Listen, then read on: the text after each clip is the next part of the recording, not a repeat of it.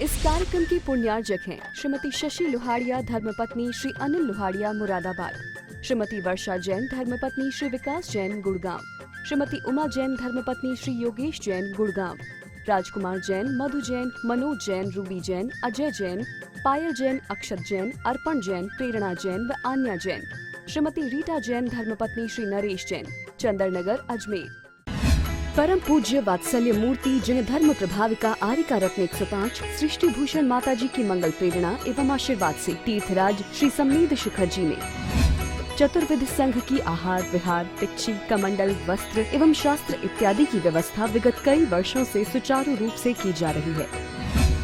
इस पुनीत कार्य से जुड़कर आप भी घर बैठे धर्म लाभ उठा सकते हैं। सामान्य सदस्यता 21,000 रूपए मात्र, सदस्यता 10 वर्ष के लिए 11,000 रूपए मात्र, एक दिन की आहार व्यवस्था 2100 रूपए मात्र। आप अपनी दान राशि निम्नलिखित खाते में जमा करा सकते हैं। Account name Srishti Mangalam foundation, bank state bank of India, account number 384026222185, IFS code SBIN 0000631, account name Srishti Mangalam foundation, bank ICICI bank, account number 0250050052258, IFS code ICIC 0000250।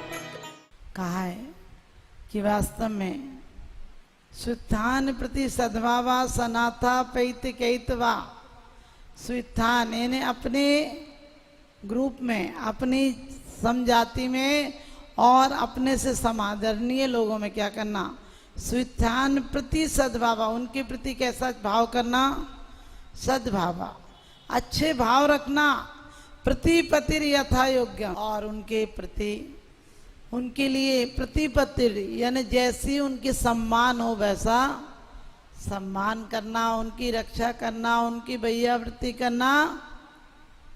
सनाथा पैतिकैतवा प्रतिपतिर यथा योग्यम वात्सल्यम अभिलभ्यते, यानी प्रेम करना, क्योंकि प्रेम दिखावा नहीं होता है, प्रेम अंतरंग से होता है।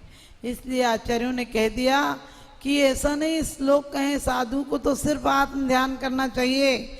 हमारे ऐसे ऐसे दृष्टांत मिलते हैं कि बड़े बड़े तद्भव मोक्षगामी जी भी यदि पहले धर्मात्मा जाएगा, धर्मात्मा पर कोई आपत्ति आएगी तो वो कहते हैं धर्म तो फिर मिल जाएगा, धर्मात्मा खो गया तो कहाँ मिलेगा।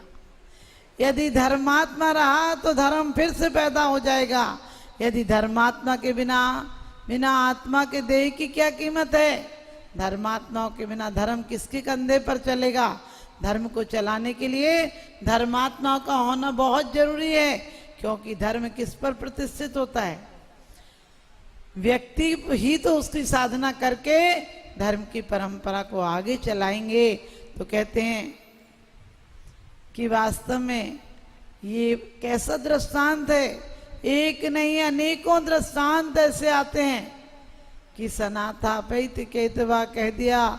जो समुदाय है साधुओं का हो चाहे श्रावकों का हो, साधु और श्रावक में भी एक संबंध होता है, लेकिन इसमें तो एक ऐसा उदाहरण मिलता है जो कि हमें हिला के रख देता है।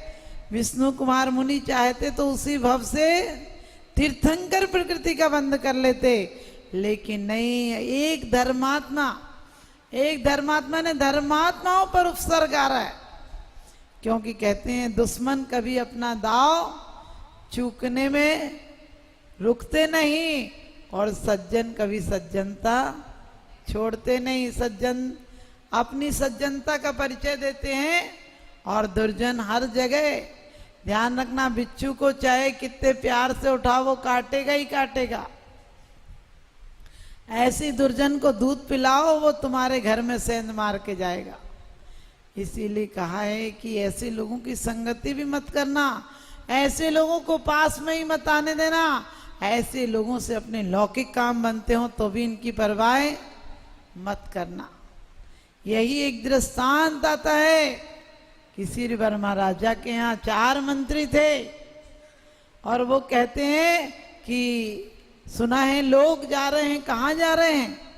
ध्यान रखना, धर्मात्मा को सज्जन लोगों की अच्छाई नजर आती है और दुर्जन को तो अच्छाई में भी बुराई नजर आती है। दुनिया में कितने लोग होते हैं जो कहते हैं दिगंबर मुनि नहीं होना चाहिए, क्योंकि ये लोगों के लिए ऑब्जेक्शन होता है उसके बारे में।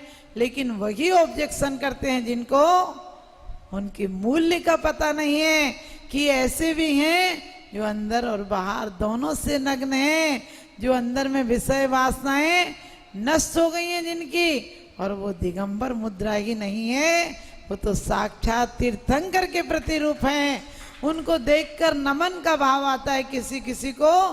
कभी कभी ऐसी नहीं, जैन और अजैन ये कहते हैं जैन साधु वास्तव में साधना है। पंचम काल में लोग कहते हैं जब तक सूरज चांद रहेगा मुनियों का सम्मान रहेगा। मैं कहती हूँ जब तक मुनियों का सम्मान रहेगा तब तक सूरज चांद रहेगा।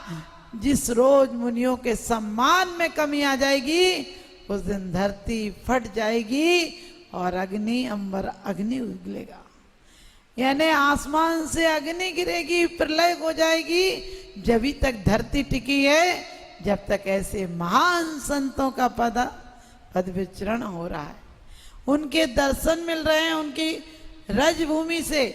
लोग कई बार कहते हैं कि साधु आते हैं तो वर्षा नहीं होती है। ध्यान रखना, भवि भागन बस जोगे बसाए, ऐसा मत सोचो। कई जगह बाढ़ों से भी तो कितने पीड़ित हैं, कितने लोग मर गए हैं। ये क्यों नहीं सोचते हो कि भले यहाँ बारिश नहीं आ रही है, लेकिन कम से कम वो हालात तो नहीं है कि लोग घर दरबदर हो गए, घर के घर डूब गए। लाखों लोग आज की तारीख में घर बार छोड़ के दाने दाने को मोहताज हो गए हैं। कम से कम संतों की पदरज होती है तो ऐसा नहीं होता है। और आती हुई भी वृष्टि तो वृष्टि, दुश्मन भी दोस्त हो जाता है, विष भी निर्विष हो जाता है, और प्रहार भी उपहार हो जाता है। साधु संतों के तो वरदान होते हैं। साधु किसी को आंख उठाकर देख ले उसका कल्याण हो जाता है, और साधु की पदरज लगा ले तो उसके जीवन में कामदेव जैसा सुंदर रूप पाता है। और एक भिखारी भी, धनदेव अकृत पुण्यादि की कहानी आपने पढ़ी, एक जिनदत्त की कहानी कल ही समाप्त हुआ स्वाध्याय, उसमें सिर्फ एक आहार दिया था, बाकी गरीब आदमी था पूर्व जन्म में, और इस बार जिनदत्त होकर ऐसा पुण्यशाली बना। अगले बार तो जब पहले आहार देने के पहले तो बाप मर गया था, माँ कहीं काम करके जैसे तैसे रोटी देती थी। अचानक एक दिन, वही अकृत पुण्य जैसी, धन्य कुमार जैसी कहानी है कि एक दिन आहार दिया और उसका पुण्य, 4 और कन्याएं थी, वो तो थोड़े अच्छे घर की थी, उनने आके कहा था कि कितना अच्छा है इसके यहाँ गरीबी, और उसने आहार दिया। वो चारों कन्याएं राजघराने में या सेठों की बड़ी सुंदर सुंदर श्रृंगार देवी, जिनमती, श्रृंगार देवी आदि ऐसी ऐसी देवियां हुई, और वसुमती आदि देवी, 4 देवियां माने कन्याएं हुई, सुंदर से सुंदर। और बाद में चारों अगले भव में जिनदत्त महापुण्यशाली व्यक्ति जहां गया मिट्टी छुई तो सोना हो गया, क्योंकि साधुओं का पुण्य ऐसा होता है, साधुओं की भैयावृत्ति का परिणाम ऐसा होता है। अभी तो वो हाल है कि एक जगह महिला गरीब थी और उसने साधुओं को आहार दिया। पति का डर था कि पति आ जाएगा, तो उसने खीर बना रखी थी और सोचा कि आज तो पति बाहर गया है, थोड़ी सी खीर बना रखी थी, वो भी साधु को भक्ति से दी, तो रत्न वृष्टि हुई उसके आंगन में। पड़ोसन ने पूछी कि तेरी रत्न वृष्टि कैसे हुई? तो बोले हमने तो ऐसे से आहार दिया। बोले हम भी आहार देंगे। और दूसरे दिन आहार लगाया तो वो आकाश की तरफ ही देख रही, महाराज अंतराय करके और चले गए कि रत्न वृष्टि हो रही या नहीं हो रही। ऐसा नहीं करना चाहिए। हमें क्या मिलेगा? रे कम मिलेगा। तो कह दिया, कबीर भी कहते हैं, तुलसीदास भी कहते हैं कि संत समागम हरि भजन तुलसी दुर्लभ धोए, और सुत दारा और लक्ष्मी पापी के भी हो। कहते हैं कि वास्तव में भगवान साईं इतना दीजिए जहाँ में कुटुंब समाए और मैं भी भूखा ना रहूं, साधु ना भूखा जाए। श्रावक सिर्फ साधु को आहार देकर अपना मोक्ष पक्का कर लेता है, क्योंकि वो मोक्ष मार्ग दे रहा है, मोक्ष का रास्ता उसके आहार से चल रहा है। क्योंकि साधु जब तुम्हारा आहार लेंगे तुम्हारे, तो तुम्हारा धन तो पाप का, आरंभ का, उद्योग का, पुण्य में परिवर्तित हो ही जाएगा।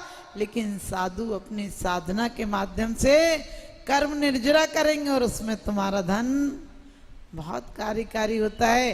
तो ऐसे से पुण्यशाली व्यक्ति होते हैं जो अपने थोड़े से धन से भी बहुत पुण्य कमा लेते हैं। लेकिन कुछ पापी ऐसे होते हैं, तो राजा बोलते हैं कि ये लोग जा रहे हैं, कहाँ जा रहे हैं? बड़े उत्साह से जा रहे हैं, हाथ में फल फूल और द्रव्य लेके जा रहे हैं। तो चारों मंत्री विद्वेषी थे, कहते अरे महाराज मत पूछो, एक कुछ इनके नंगे साधु आएंगे, ध्यान रखना, सम्यक दृष्टि होगा उसे तो साक्षात परमात्मा नजर आएंगे, धरती के देवता नजर आएंगे, साक्षात तीर्थंकर का प्रतिरूप नजर आएंगे।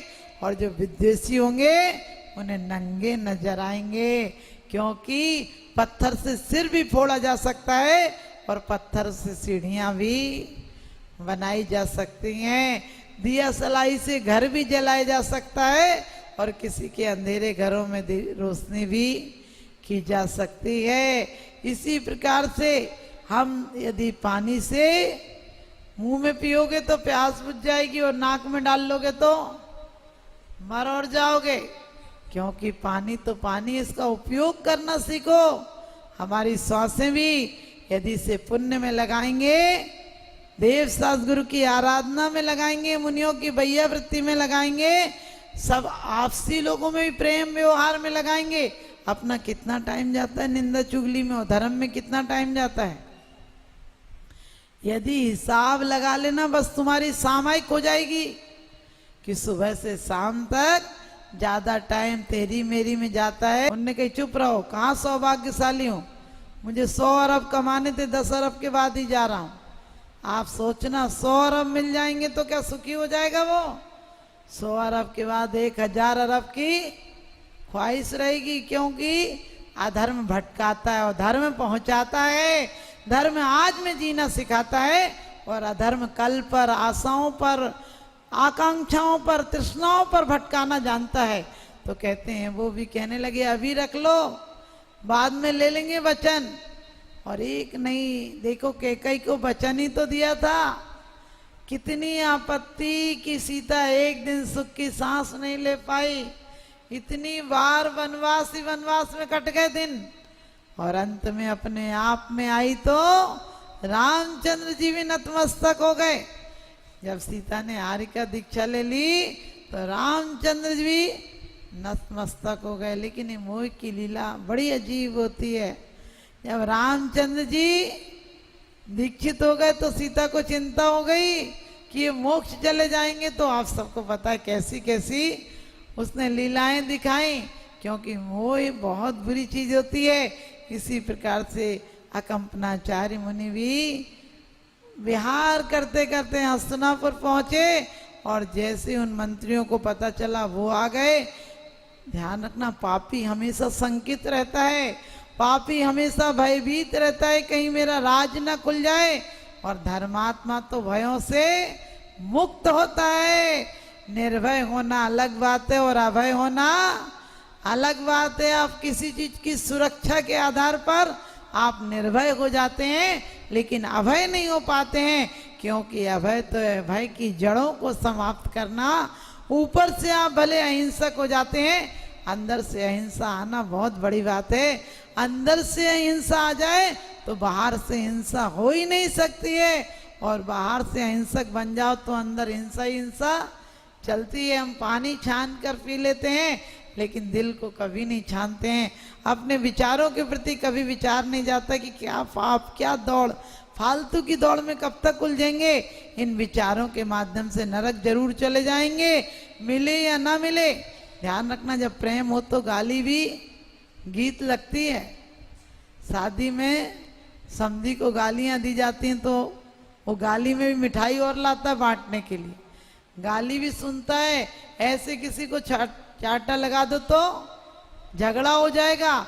और आपके यहाँ तो पता नहीं तो समधी को हाथे लगते हैं, माने वो हल्दी के छापे से लगते हैं तब वो खुश होता है।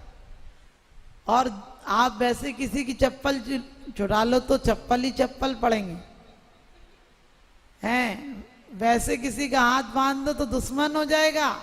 और कंकड़ बांधते टाइम नैंग ओढ़ देते हैं, वो राग का बंधन है तो नैंग ओढ़ देते हो आप उस बंधन में, उस जूता छिपाने में भी, क्योंकि आपके दिल में जब प्रेम है तो जूता छिपाने वाले को पैसे और देते हो।